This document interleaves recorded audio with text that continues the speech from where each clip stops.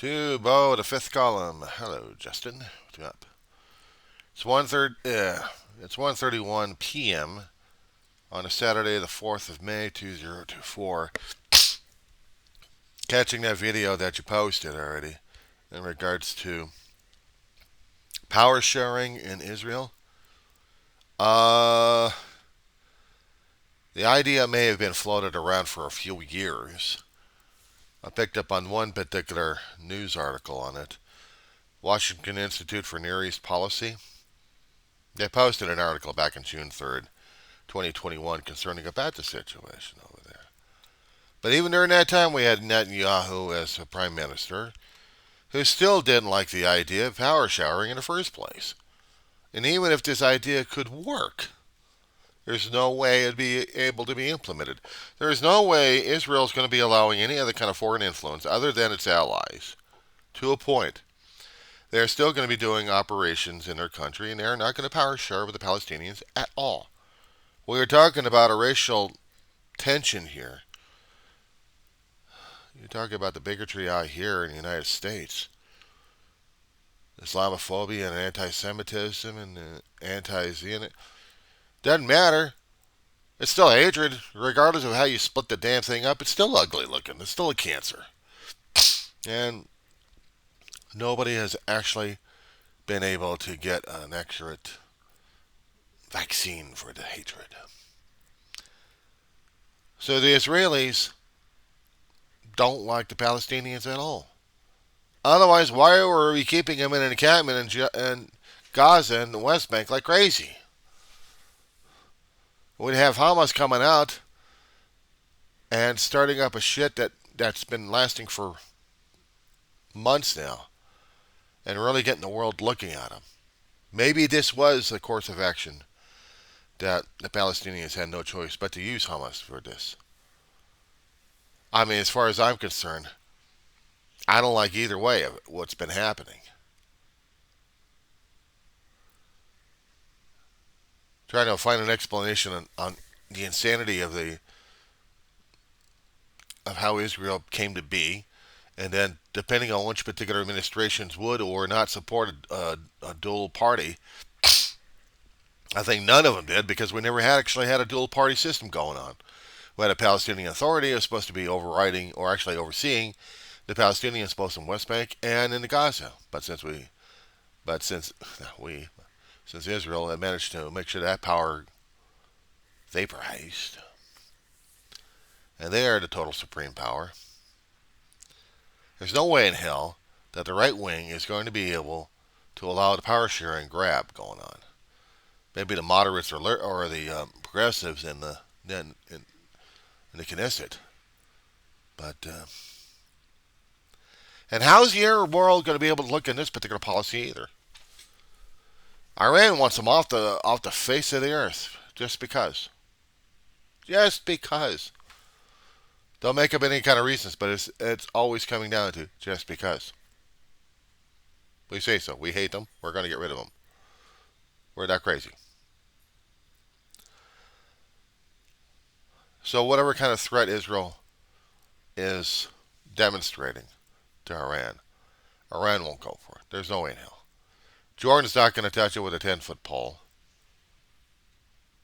They'll be trying to deal with the refugees as much as they can, but they're going to say to Israel, will you knock this shit off? We're not going to go into your country to oversee your operations. That's not how we work. Egypt had a harsh history with Israel. They had a war that President Jimmy Carter had to negotiate.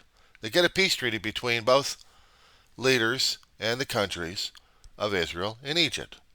And right afterwards, Anwar Sadat and Menachem Begin by their own extremists. So I still hold that in my head on that one. Forget Syria. United Arab Emirates.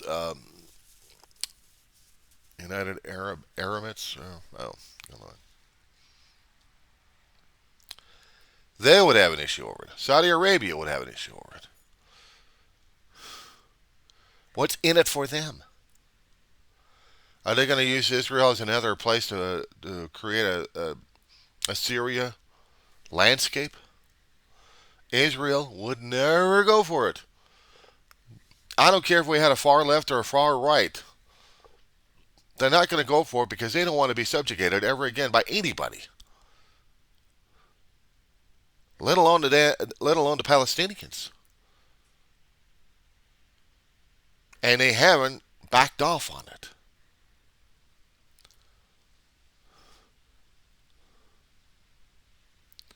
There's going to be a lot more genocide happening at this point. But what surprises me is why haven't the Palestinians dropped a dime on the Hamas in order to save millions of people in that barely strip of land they could barely fit into Manhattan Island? They've already been wiped out already.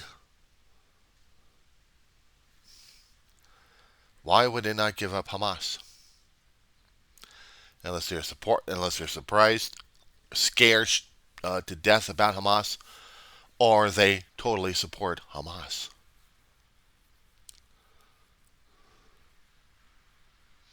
Why haven't the Palestinian people got sick and tired of it and just said, okay, enough of this Hamas crap?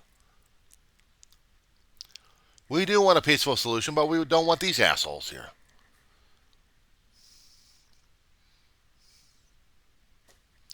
It's never that easy when it comes down for this viewpoint.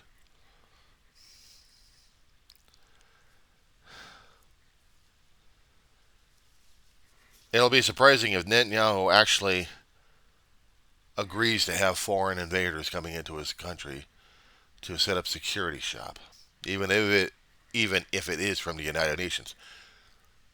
There is no way in hell they're going to do that. Palestinian people would still probably say yes. Two-state solution, fine. Would go for it. Maybe some of them actually would. Or maybe a lot of them would do it, wish Israel would be blown to hell. But they would keep forgetting that where are they going to get their supplies from? They got so sorely dependent upon Israel for everything. Sometimes that kind of anger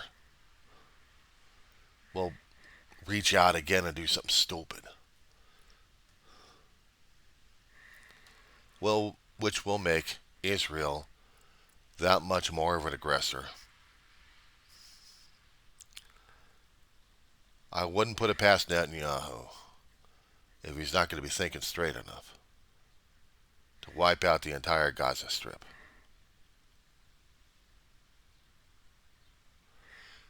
But the thing is, he'd have an uprising in this country somewhere, even in the government and even in the court systems.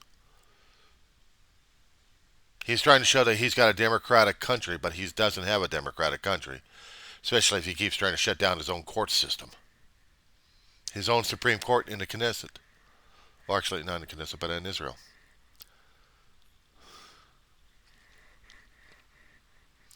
And if they don't recognize the Palestinians at all,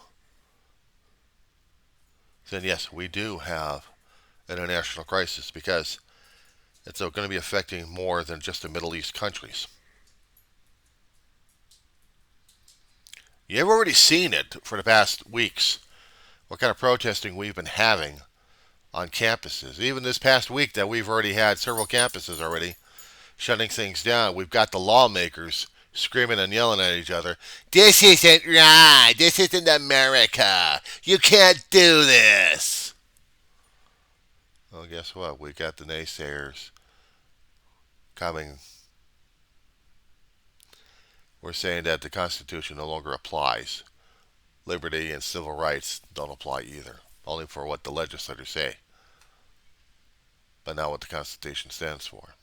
And now we got, if the Supreme Court starts saying something about that one, we really got an issue. You think they got an issue? We're getting an issue over here too. We're getting more and more of it.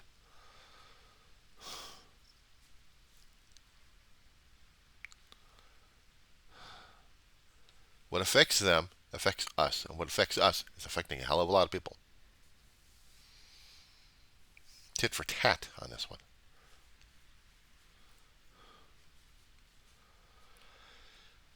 If there is to be a compromise, Palestinians ain't going to like it.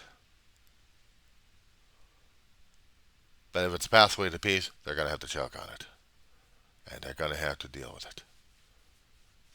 And if Israel is saying that you've got no other choice, they're going to say it. They're going to say it to the Palestinians. You got no choice because this is what we're saying. You deal with it or else. Which I'm kind of surprised that the Palestinians in the West Bank hadn't gone crazy enough and do something radical. Because right now, Gaza is not going to be able to handle it. There's no way Gaza is going to be able to deal with this. They're in no condition. It's going to get it's going to get a lot worse.